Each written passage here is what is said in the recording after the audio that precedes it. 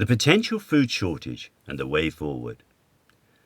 The first podcast in this series considered the issues facing food production domestically and abroad, the concurrent logistical problems, and how it impacts on our food supply. This second podcast considers the way forward. There is not a world shortage of food, but countries are blocking the export of some of their basic foods. Domestically, we hear that farmers are suffering a cash crisis. Food processing plants are closing. A hunger crisis is rapidly developing within the UK, and it is reported that 1.5 million people are not eating for a whole day.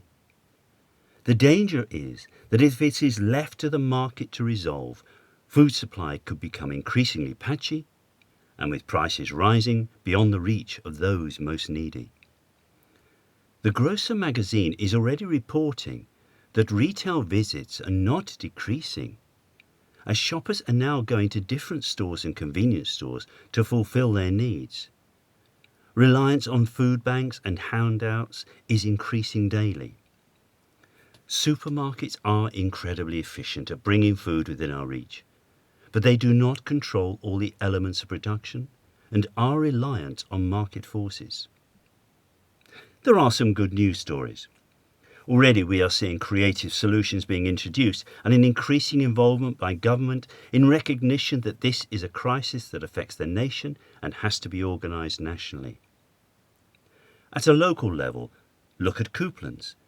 They have not closed. This family-run bakery has launched a service to deliver food to communities across its Yorkshire and northeastern heartland, including grocery staples not usually stocked by the business. It is also a good news story in terms of the flexibility and the alacrity within which the bank organised cash aid to support it during its reorganisation. But individuals and individual companies can only go so far.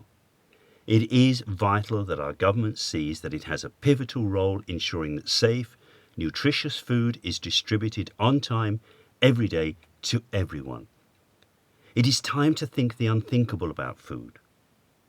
We have a government that has proved itself ready to act radically about health and by introducing a £300 billion stimulus to the economy. The same radical approach is needed in terms of protecting our food supply and distribution network. 10 steps are recommended. 1. Creation of a land army to pick the harvest that is due this summer, ensuring that it has the right training and the necessary personal protection equipment. 2. Financial liquidity support for arable, dairy and animal farmers. 3. Keep processing factories open. Ensure they have the financial support, the personal protection equipment and other critical resources such as packaging materials. 4. Ensure food logistics are pulled together at a local to national level. Financially support the transport companies, maximising available armed forces capabilities. 5. Plan to ensure there is sufficient staple commodities available.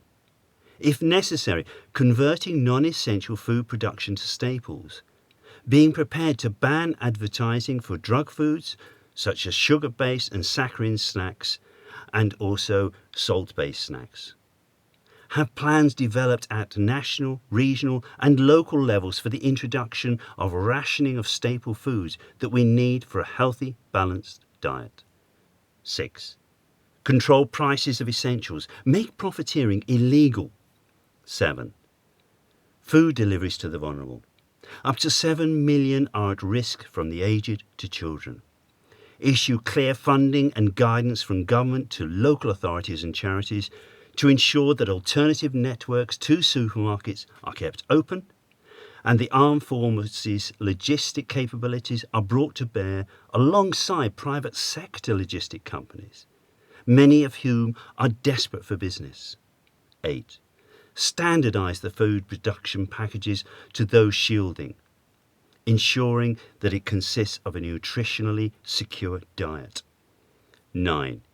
Internationally push daily, hourly for borders to remain open. Separate those closures within countries due to crop failures from those which are due to pure protectionism. Work with the EU to guarantee the food supply. 10.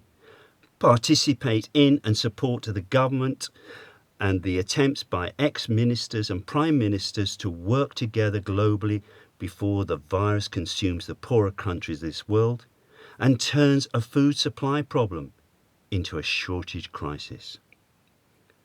What can you do? This government has made tremendous strides to try and react to the health and economic crisis. It needs to get ahead now and plan, not react, to protect our food industries, supply and distribution networks. Share this podcast. Share your views. Contact councillors, MPs, Number 10, media organisations. The government, civil service, experts of many fields have shown themselves capable of responding imaginative to the coronavirus crisis. We need now to encourage our government to focus its attention on our precious food supply.